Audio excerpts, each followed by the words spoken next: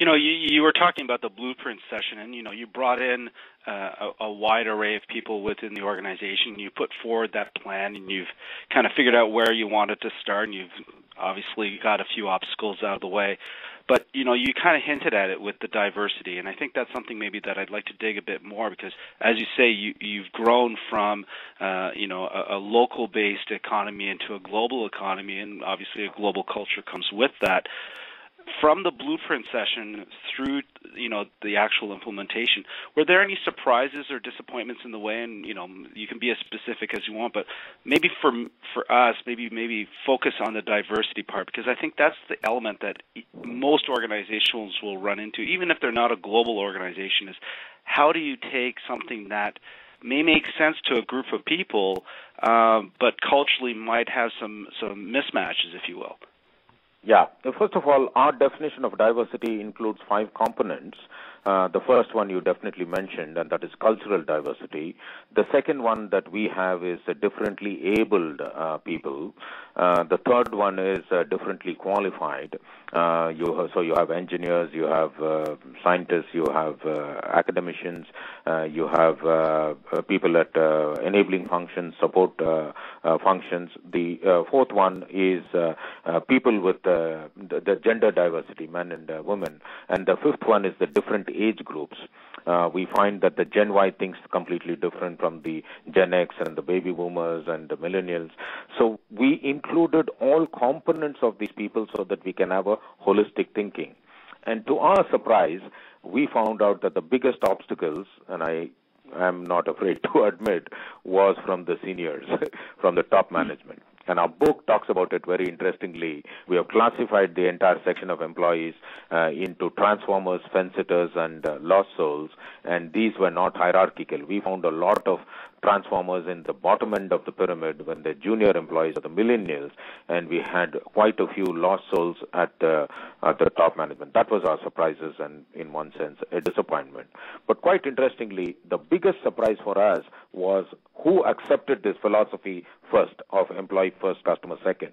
It was the customers. They became our biggest fans. You mentioned the lost souls. Can you maybe elaborate a bit on that? Because to me, a lot of people either just deal with them, they leave them in the organization. Did you take fairly heavy-handed approaches to deal with the lost souls, or did you kind of just put them in a little corner and say, okay, you continue doing the way you were doing it before, we're going to move on type of thing? Like, how did you deal with that awkward element, if you will? So what we did was, rather than doing anything active, we did not do anything with the transformers because they are the self-motivated people. We started working on the fence-sitters and, provided them role models and examples to see what they could do to move to become a transformer. And then through the fence-sitters who were now transitioning into transformers by seeing role models, by seeing examples, by seeing instances of transparency and high degree of accountability, what we did was we started working through them with the lost souls. And we found that there were 2 categories of lost souls. One category of lost souls were people who were saying, listen, it's not going to happen in HCL because I've been here 8 years or 10 years and I've never seen it happen. The second category of lost souls who were saying, listen, it's not going to happen because we are HCL and therefore it will never happen in HCL. So the second category of lost souls were intrinsically lost, but the first category were seekers who were saying, listen, I've never seen it happen. So our responsibility was to show them that it works.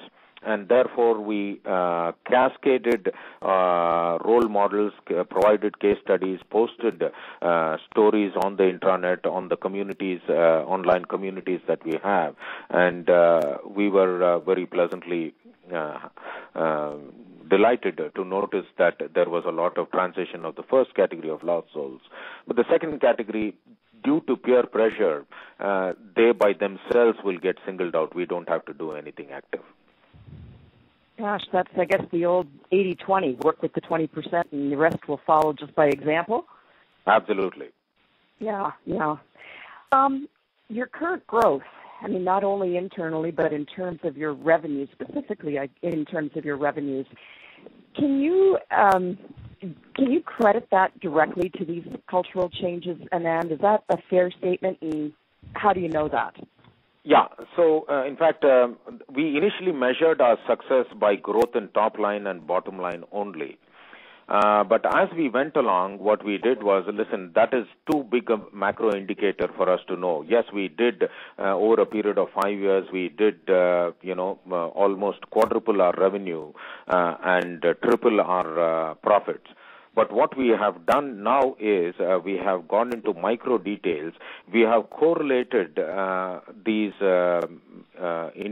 people processes and tools that we have, the processes like employee engagement, which is our employee passion survey, our 360-degree, and I have a colleague with me called Shivani. She runs an entire initiative where we measure the health of a particular account by talking about the employee motivation, employee productivity in that particular account, the reduction in attrition or employee turnover in that account, the increase in productivity in that particular account, the increase in utilization in that particular account, which all in turn result in the organization's revenue increasing and profits increasing. But we went to micro level and we found that not everybody is having the same productivity, not everybody is having the same passion, not everybody is having the same utilization. So we found a different class within, and that's where we are breaking down the granularity, not just revenue and profits, but looking at employee motivation, employee productivity, employee utilization, employee attrition, and also the innovation levels in the organization. Can we talk a little bit, just because I'm a big fan of measurement, and I come out of a consulting background, of no surprise where utilization was everything, I think. But but can we just talk about what are the metrics that really jump out to you, and which are the most powerful, and can you tell us a little bit more about them? If somebody was doing this in their own company, what would be the few that you would really recommend they start with? Yeah, the big thing that we have to do is our value portal. This is the ideas given by the employees directly to the customer. Now, that is a measure of how motivated, how engaged the employees are, or how passionate the employees are. We have measured just for the last year the kind of ideas that were given, which were implemented by the customers, and the value realized by those ideas is in excess of $11 million just by the employees from the bottom end of the pyramid. And this is as recognized by the customers, the few customers who engaged in this particular process. So I would consider extra value as one measure. And of course, the patents, for example, in one particular engagement alone, jointly with the customer, this particular engagement, we have filed about 44 patents, which is definitely a good indication of how motivated and how passionate our employees are, in addition to the traditional numbers of employee turnover or employee productivity or revenue per employee. You know, a lot of organizations are listening to this. You know, it's the second episode that we've done with you. That they're rushing out to read the book, as it were.